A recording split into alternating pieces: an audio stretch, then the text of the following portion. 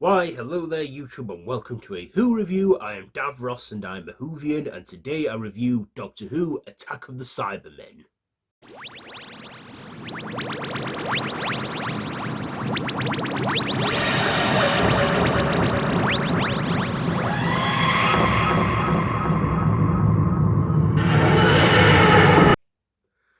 So this is a two-part serial from season, is it 21?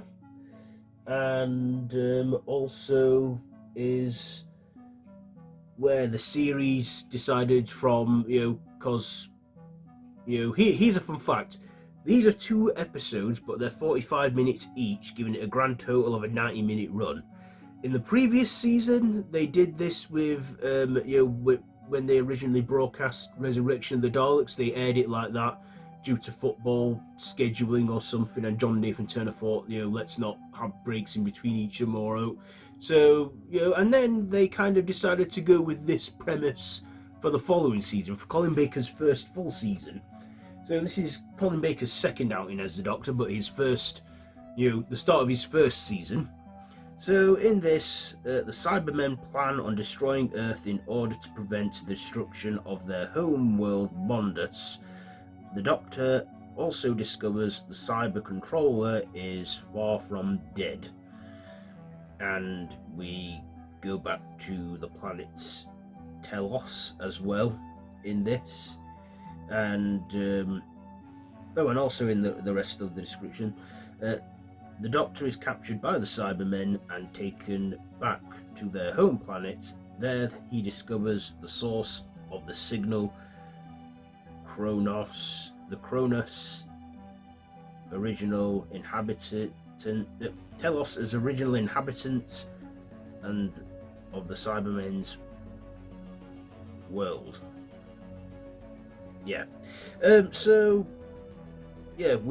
That's the plot there. So what did I like about this one? Well, it kind of felt like a bit of a sequel to the 1968 serial The Invasion, because if you know that one, you know that the Cybermen started their invasion by climbing up through the sewers, and obviously some Cybermen got left down there, and throughout that time I'm assuming they upgraded and got better with time, and to the Cybermen we see in this serial. But yeah, I thought the Cybermen looked intimidating and great. There's even that notorious moment where one of the people in it gets their hands crushed by Cybermen and we can see blood. I believe for that time in 1985 they weren't ready for that sort of stuff, but they kind of just, as I said, people weren't ready for that kind of violence yet. In fact, Colin Baker's first season is known for a lot of the graphic violence, and that's what got it into trouble in the late 80s as well, with its viewing figures and stuff. But yeah, I feel they did push the boundaries in this one even further with what they could get away with at the time.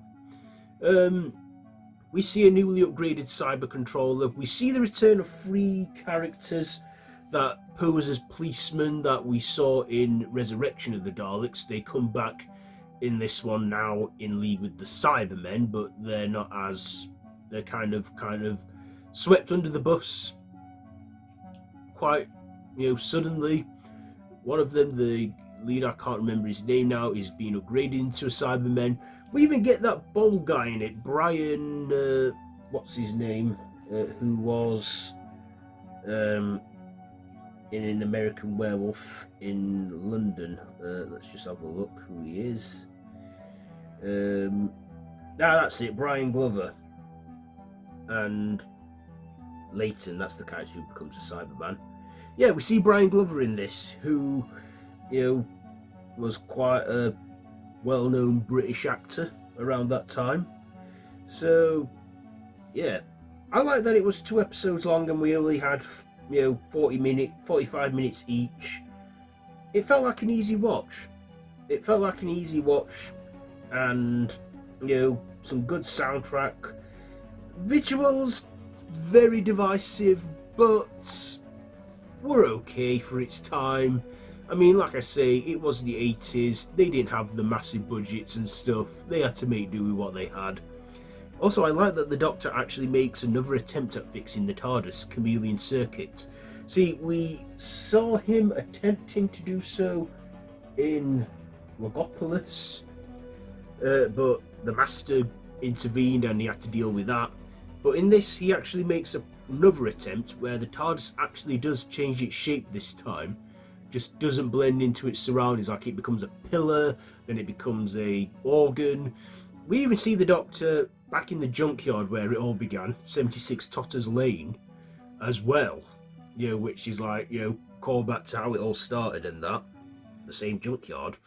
But yeah, we see some Telonian aliens as well from the planet Telos that are, their makeup's a bit off-putting, but like I said, 80s probably worked at the time. We see some other characters that don't feel essential to the plot, but yeah, it's all, I guess, a bit of filler. But yeah, I thought Colin Baker was great playing the Doctor, and Nicola Bryant as Perry. I believe that they filmed this in November where it was absolutely freezing, and I know that Nicola Bryant didn't, wore quite a lot of summer wear for this serial, so hats off to her for keeping it together. But yeah, this one, it's considered one of Colin Baker's best, and I can see why. So yeah, Attack of the Cybermen ratings. I will give the performances I'll give the performances an 8, the writing an 8, the visuals a 7, and my personal, I'll probably give my personal a 8. So yeah, there you go. There is my review on Doctor Who Attack of the Cybermen. Have you seen this one? Let me know what you think down below in the comments. If you like this video, be sure to give it a big thumbs up. Share with your friends and feel free to subscribe to the channel if you haven't already and to hit that notification bell. I have been Davros the Whovian and this has been a Who Review. So until next time, run for your life.